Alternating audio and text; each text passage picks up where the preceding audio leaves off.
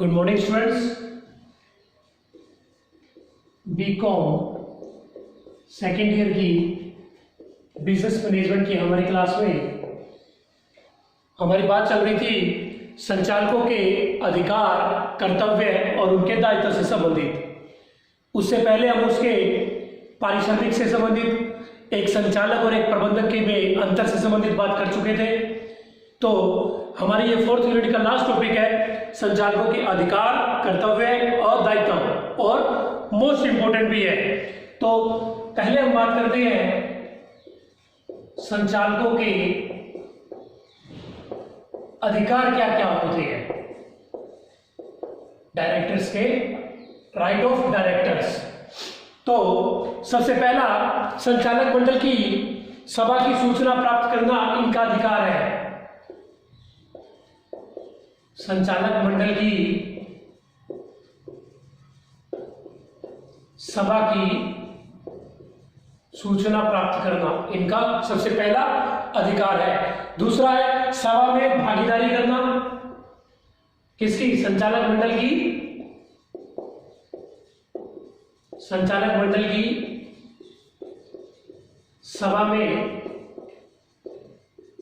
भागीदारी करना, उसमें हिस्सा लेना, यह भी इनका अधिकार है। तीसरा पॉइंट आ जाता है क्या? विषय वस्तु को प्रस्तुत करना तथा अपनी राय प्रकट करना। संचालक मंडल में की सभा में विषय वस्तु को प्रस्तुत करना व अपनी राय प्रकट करना, ठीक है, ये भी इसका राइट्स है। उसके बाद जिन निर्णयों पर वो असहमत है, जिन निर्णयों पर संचालक असहमत है उन पर अपनी टिप्पणी लिखना, ठीक है, अपनी सूक्ष्म टिप्पणी देना। उसके बाद पुस्तिका का निरीक्षण करना, पुस्तिका का निरीक्षण करना। उसके बाद पुस्तिका के निरीक्षण के बाद साधारण सभा की सूक्ष्म व पुस्तिका, साधारण सभा की सूक्ष्म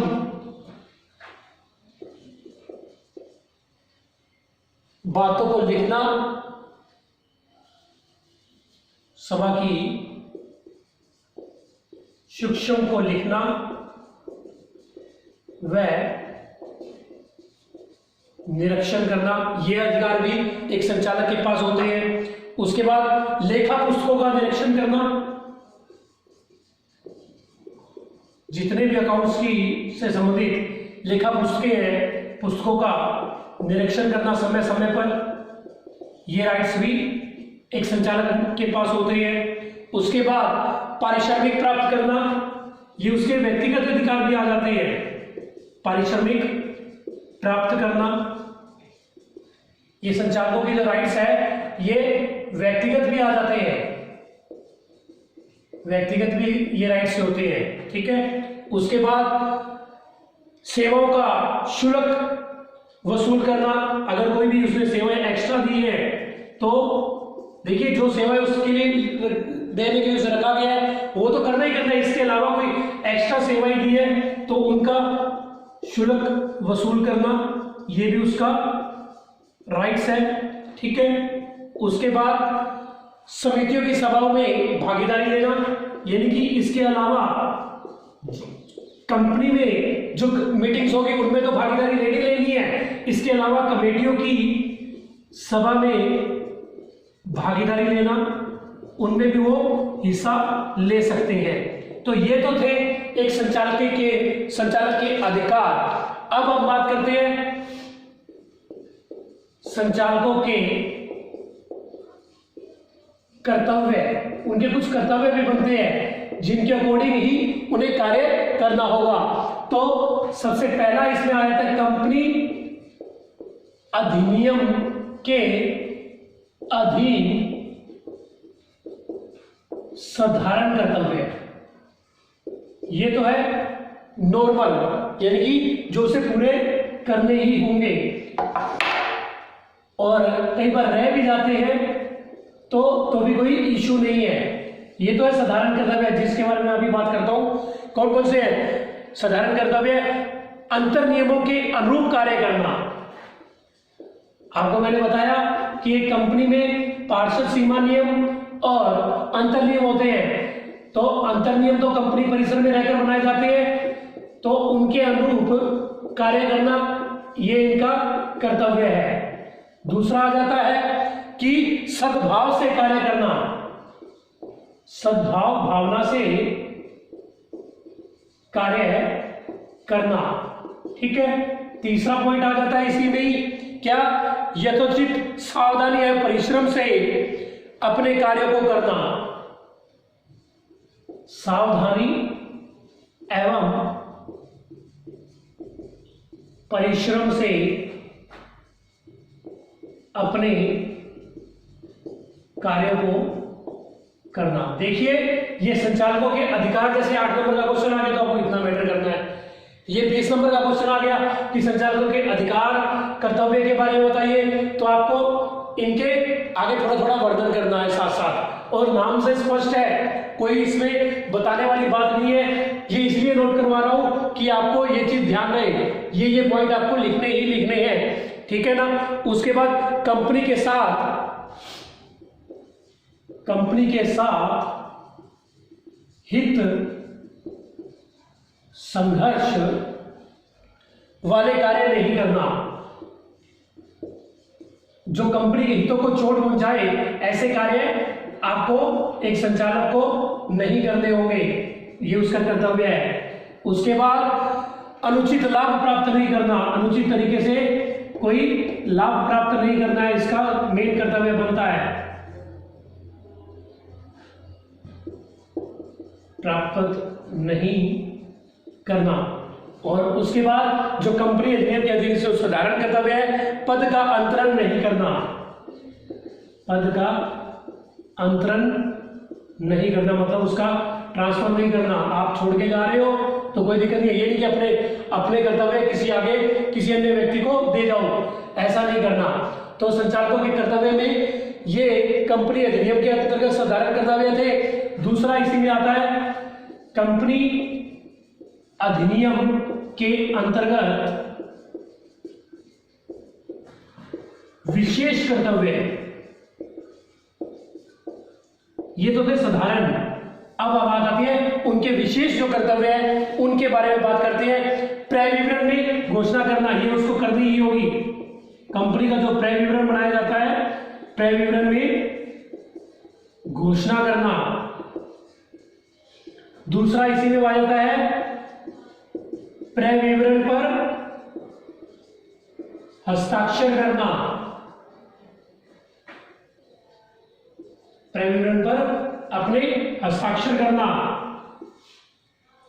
तो उस क्रय विवरण पर उस संचालक के हस्ताक्षर होंगे। आवेदन शुल्क अनुसूचित बैंक में जमा करवाना, आवेदन शुल्क अनुसूचित बैंक में जमा करवाना। जो भी उसके द्वारा आवेदन शुल्क, यदि वो कंपनी में संचालक पद पर आया है तो उसने योग्यता अंश भी लिया है, तो वो योग्यता अंश का जो भी राशि है वो बैंक में उसके द्वारा जमा करवानी ही होगी। उसके बाद चौथा पॉइंट आ जाता है क्या? निर्गमन से पूर्व क्रय विवरण रजिस्ट्रार के पास सुपुर्द करवाना। निर्गमन से पूर्व क्रय विवरण रजिस्ट्रार के पास सुपुर्द करवाना। क्रय विवरण निर्गमन से पूर्व, यदि अंशों के निर्गमन से पूर्व जो भी क्रय विवरण है वो रजिस्ट्रार के पास उसे सुपुर्द करवाना होगा। आवंटन विवरणी में फाइल करना। उसके बाद आवंटन, यानी कि जो भी आपने अंश आवंटन किए हैं उसकी पूरी विवरण रजिस्ट्रार के पास फाइल करना, किसके पास? रजिस्ट्रार के पास फाइल करनी होगी। उसके बाद अंश प्रमाण पत्र सुपुर्द करवाना।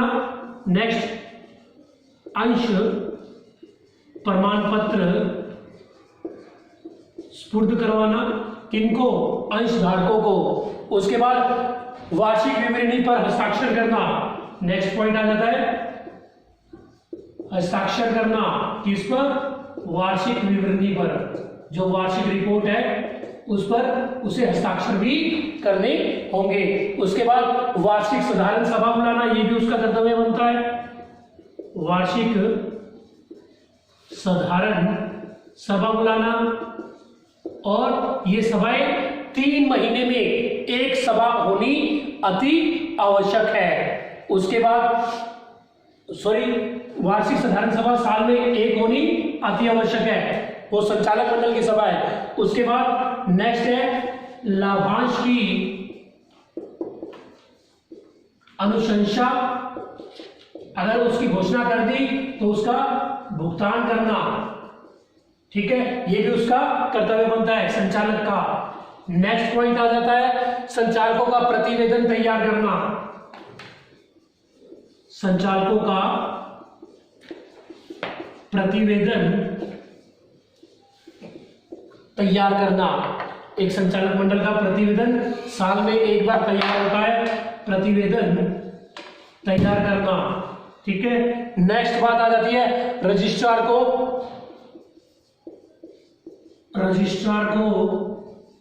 वित्तीय विवरण सुपुर्द कर या भेजना या सुपुर्द करना, वित्तीय विवरण भेजना।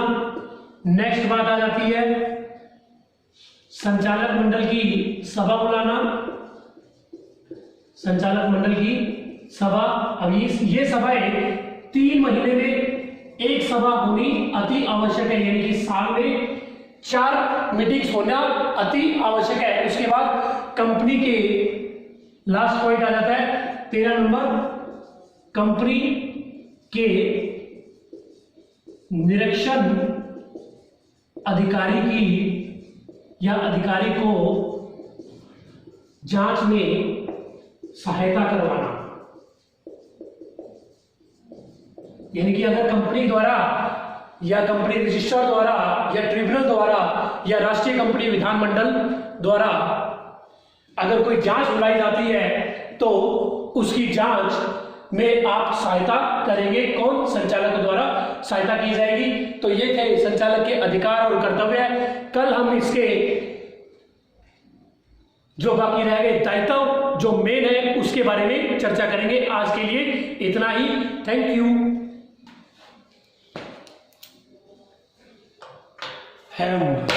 वो बीच में क्या हो तो मैंने इसलिए अब देखा ना, तो पीछे आ रही है आपकी